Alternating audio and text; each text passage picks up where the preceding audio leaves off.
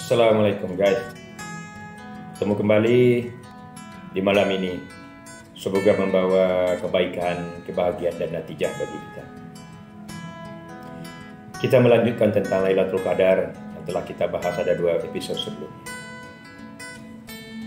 Yang pada intinya Lailatul Qadar itu pada intinya sekali adalah bagaimana kita dalam kondisi kegelapan malam, dalam keadaan Lailatul Qadri, dalam kondisi kegelapan malam, mencoba berusaha meraih ketetapan Tuhan, meraih ukuran-ukuran Tuhan, meraih ketentuan-ketentuan Tuhan, sehingga layak Dia turunkan seberkas cahaya dari langit untuk menerangi hidup kita, meluruskan jalan-jalan kita, mengembalikan kita kepada fitrah, menjadi hamba yang soleh.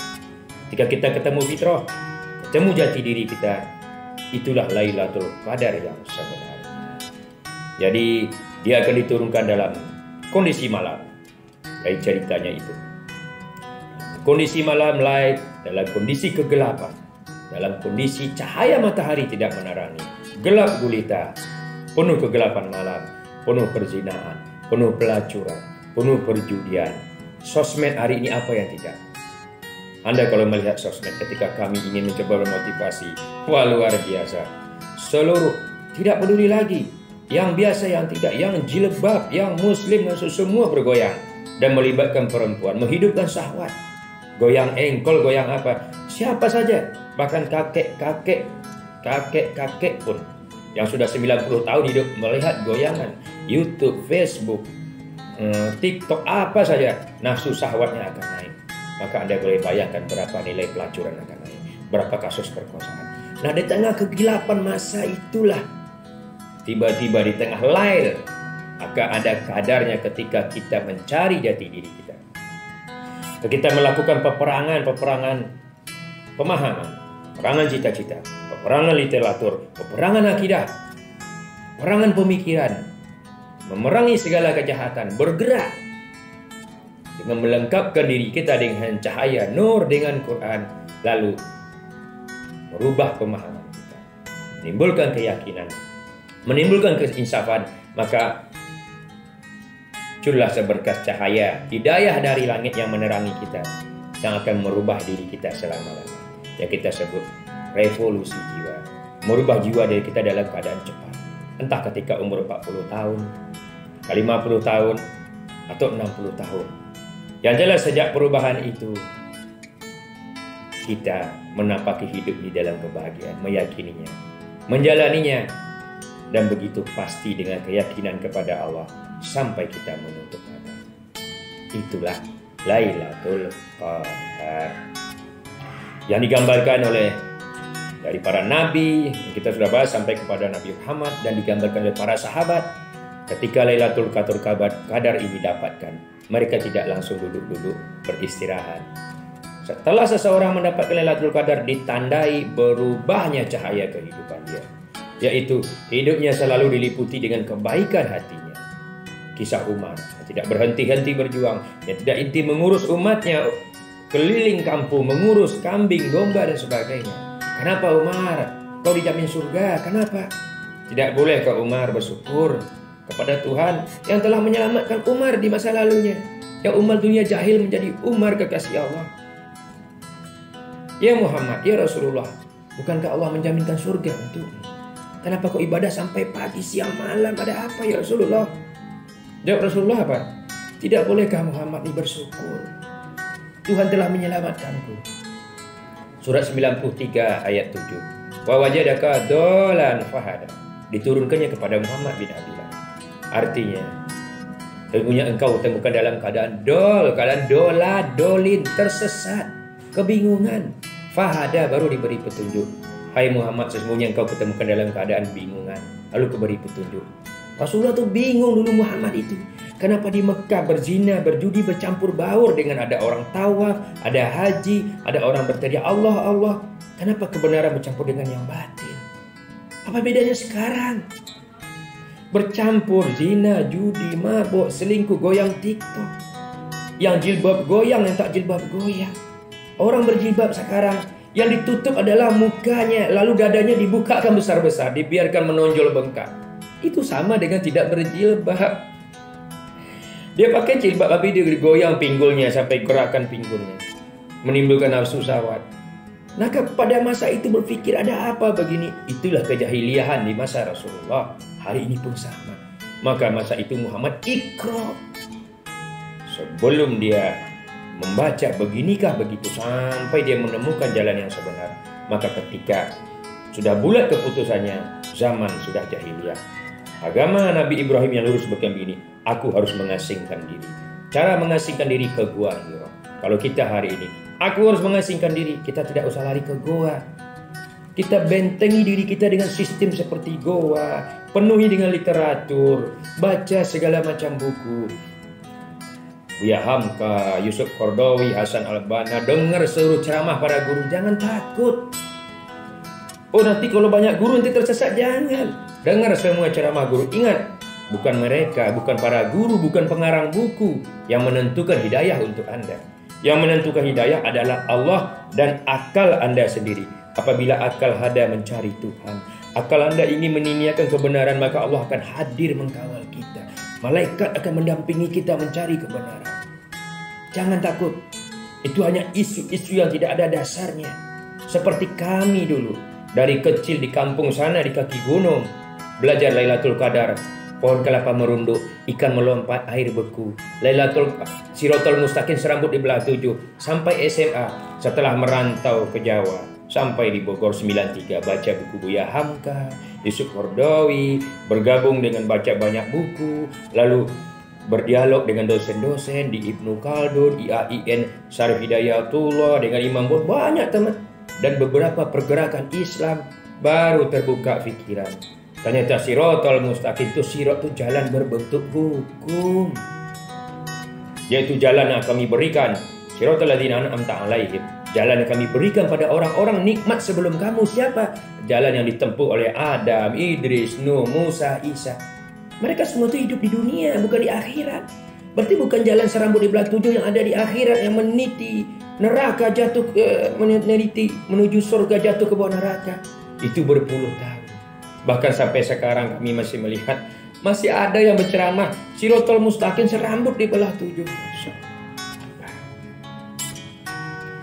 Pentingnya literatur. Artinya Islam memuliakan akal. Afala tazakkarun, afala tafakkarun, afala taqilun. Kenapa kamu tidak berpikir? Jadi ingat, banyak membaca literatur buku bukan berarti buku yang akan menyesatkan kita.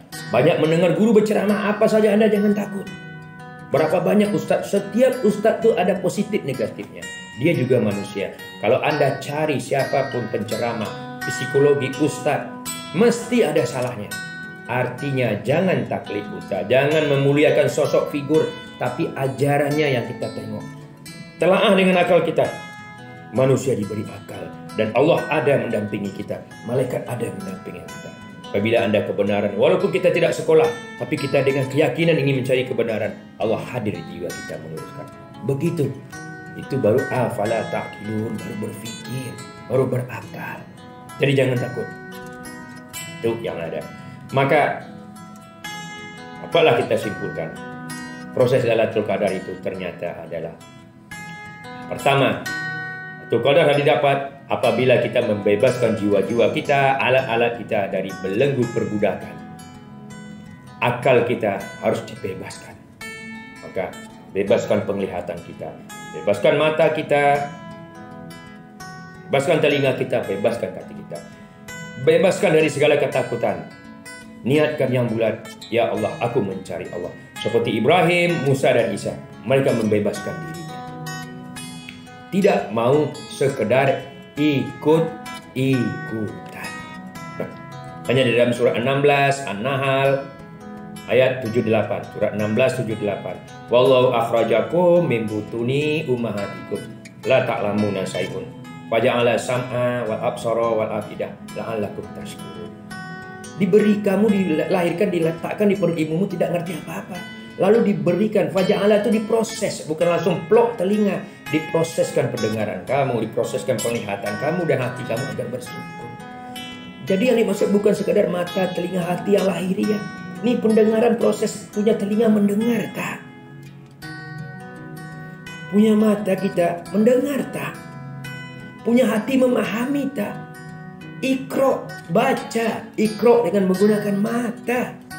Iqra menggunakan telinga dan hati sebagaimana Adam Iqra, sebagaimana Ibrahim Iqra terhadap berhala, bulan, bintang dalam rangka mencari Tuhan. Sebagaimana Musa Iqra, apakah keadilan kebenaran sebagaimana Muhammad Iqra. Beginikah ajaran Ibrahim yang lurus. Sampai dari Iqra-nya itu mendapatkan kesimpulan. Jadi wahyu belum datang secara tertulis yang berbentuk Quran buku, tapi dia sudah Iqra duluan. Barulah Lailatul Qadar mengiringinya. Selama diri kita buta terhadap lingkungan, tidak mendengar jeritan sekeliling kita, hati kita beku dengan berkesimpulan, yang penting anak-anak saya, keturunan kita tidak berzina, tidak rusak, tidak judi, orang lain masa bodoh. Padahal kita seling simbol Islam satu tubuh, sakit satu sakit yang lain. Tapi ketika dituntut pengorbanan, kita berbicara kita semampu kita. Yang penting bukan satu seluruh keluarga seperti itu, maka tidak akan pernah terwujud Islam yang satu tubuh. Tapi apakah Islam akan hancur? No. Terlibat atau tidak terlibat, serta atau tidak ikut serta dalam berperan, Allah pasti akan membangkitkan kebenaran. Allah pasti akan menyinari dengan Lailatul Qadar. Karena bagi Allah, di dalam perjalanan ketika masa jahiliyah diturunkannya para nabi dan rasul, Allah bukan meminta, Allah bukan menuntut agar kamu memenangkan, agar kamu di dalam itu mengalami puncak kemenangan. Tapi Allah ingin melihat siapakah di antara kamu, antara kita yang mau berlakon, berakting, berperan di masa kesusahan, di masa kejahiliahan itu, berperan sebagai jagoannya, sebagai aktornya. Hanya di dalam surat 17 ayat 36, surat Al-Isra, berjalan dalam kondisi malam, ayat 36, kalau Anda ingin berjalan dalam kondisi malam, kondisi kegelapan, tanpa cahaya, maka gunakan mata, telinga, dan hati. Surat 17 ayat 36 Al-Isra, dalam kondisi malam. Dan janganlah kamu mengikuti apapun yang tak ada pengetahuan tanpanya. Jangan ikut-ikutan. Sesungguhnya mata, telinga, dan hati dituntut pertanggungjawaban. Kami ingat tahun 95 lagi, 93. Dulu boikot Israel, boikot McDonald, boikot KFC, boikot minuman. Kenapa anti? Karena tidak memahami. Setelah membaca buku, literatur, mendengar ceramah dari IAI, dari Ibnu Qayyim, berbagai masukan, baru kami paham. Ternyata yang dituntut di dalam pemahaman kecenderungan akal adalah berpikir adalah makna, sistem, bukan lahiriah, bukan fisik. Kenapa? Ketika kita memboikot McD, McDonald, KFC, kita lupa itu produk Yahudi Israel. Kita lupa laptop Anda siapa yang buat, chip komputer Anda siapa yang buat, handphone Anda siapa yang buat. Apakah umat Islam? Bahkan naik kapal terbang pun siapa yang membuat aksesorisnya, produknya. Kalau kita mengatakan berdasarkan fisik, maka kita sekarang harus naik onta. Ketika kita mau mendinginkan, kita harus dikipas dengan pelepah korma. Ketika kita ingin membersihkan mulut, kita ambil kayu siwa ekspor. Cukup dengan kayu aja digosok, nggak usah pakai Pepsodent, nggak usah apa. Ketika kita cebok pun, kita cukup dengan batu dan daun. Bukan begitu yang Islam inginkan. Afala ta'qilun, afala tazakkarun. Baru kita tersadar. Maksud Rasulullah menyuruh bersiwak adalah menjaga kebersihan mulut. Pakailah apa saja, pakailah yang kamu gunakan akalmu. Karena tak mungkin dibukukan di dalam Al-Quran. Pakai siwak, pakai Pepsodent, pakai... Kalau dibukukan semua dalam Al-Quran, Al-Quran itu setinggi gunung, nggak bisa diangkat, berat. Kenapa? Kata Yusuf Qaradawi, kata Buya Hamka, Al-Quran itu seperti sinar, seperti lampu. Al-Quran itu seperti intan, bersinar kemana saja. Kamu gali dari ilmu apa saja, dari ilmu psikologi jalanan, dari ilmu tasawuf, dari ilmu biologi, dia akan mendapatkan hikmah dan natijah. Bagaimana membukukannya? Coba. Artinya, jadi ketika berbicara siwak Rasulullah, mau mulut kita bersih, Pepsodent atau apa saja pakai. Jangan diributkan, yang penting Anda bersih. ketika berbicara cebok batu dengan daun. Rasulullah kita mau kita bersih. Maka sekarang nggak ada air, pakai air. Orang pakai tisu, nggak usah diributkan. Masa Rasulullah tisu pun tak ada, yang ada cuma batu dan daun. Masa itu lagi air susah di kota Arab. Apalagi ketika kita memuliakan tamu. Kita harus lihat, jangan lahiriah saja. Kita jamu tamu, tidak. Ada apa di balik tamu? Perekonomian kita dari tamu, bisnis kita dari tamu. Tamu itu orang-orang yang kita kenal sekeliling kita. Dari mereka, dari para pelanggan kita, memuliakan. Sampai Ali, kalau tamu-tamu datang, Ali sampai memberinya harta, memberinya makanan. Seperti saudara kandungnya. Kita ambil hikmahnya apa? Secara makna, jangan lahiriah saja. Bermakna, perputaran bisnis kita di antara tamu-tamu yang kita kenal, kita lebih percaya. Persaudaraan, keamanan luas.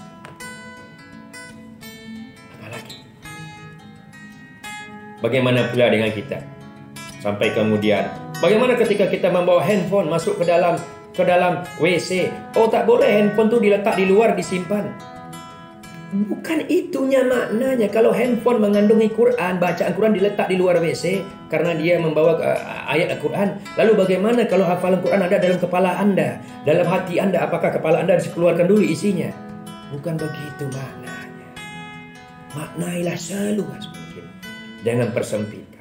Nah, ketika akal bisa bergerak seperti itu, barulah Lailatul Qadar tidak akan menyertai kita. Akan melahirkan generasi Islam yang cerdas, generasi Islam yang tangguh, yang tidak mempersempitkan. Sehingga hari ini hanya dengan ada beberapa golongan akhirnya ribut. Membahas wudhu ya tak selesai, kunut tak selesai, tahlil tak selesai. Untuk apa diributkan? Selagi dia membawa manfaat, jalani. Selagi dia ini gak usah diperdebatkan, gak usah dibahaskan ada dalil atau tidak. Mana ada Rasulullah dulu naik mobil, naik kapal terbang, naik kereta api, semua naik onta, naik kuda. Jadi gunakanlah akal. Kalau hanya melihat lahiriah saja, maka hari ini semua ke kantor naik onta, naik kuda. Yang lain disebut bid'ah. Gunakan akal kita. Selagi kebaikan menurut akal, tentu dasar utamanya Quran. Ikuti. Maka Lailatul Qadar, ketika Anda memuliakan akal, tentu diisi dengan dibimbing oleh cahaya Quran, maka dia menjadi cahaya menerangi dunia. Maka dikatakan surat 7 ayat 179, banyak yang isi neraka jahanam karena mempunyai mata tidak melihat ayat-ayat Allah, punya telinga tidak mendengar ayat-ayat Allah, punya hati tidak memahami. Ulaikal al-an'am. Kita disamakan dengan binatang, maka Nabi sesat. Ya, demikian saja. Di Lailatul Qadar, hidupkan akal kita, dibimbing dengan cahaya Quran, lalu dipraktekkan, actinglah, pasti Allah akan memberikannya ke dalam hati kita. Dan tandanya kita berubah selama-lamanya. Di mana perubahannya? Anda mesti mengenal di mana Anda berubah. Dan ingat, Ia datang sekali hidup kita, tidak akan terulang lagi. Ya, demikian saja. Semoga Lailatul Qadar menyertai kita, memberi cahaya, menerangkan seluruh keturunan kita, memperbaiki hidup kita. Dan jika ada kesalahan, kami mohon maaf. Dan adapun ini adalah perbedaan pandangan dari berbagai literatur. Dan jelas beginilah dari sisi psikologi jalanan. Psikologi yang apa saja yang kita dapat dari literatur, dari guru-guru, kita praktekkan di dalam kehidupan di perjalanan. Terutama di anak-anak jalanan, terutama di daerah Jakarta, di lingkungan dan sekitarnya. Lalu kita mendapatkan ilmu dan natijah. Dari situlah kita mengambil pelajaran. Jika kami ada kesalahan, kami mohon maaf. Insya Allah kami sempurnakan. Kita sudahi. Assalamualaikum warahmatullahi wabarakatuh.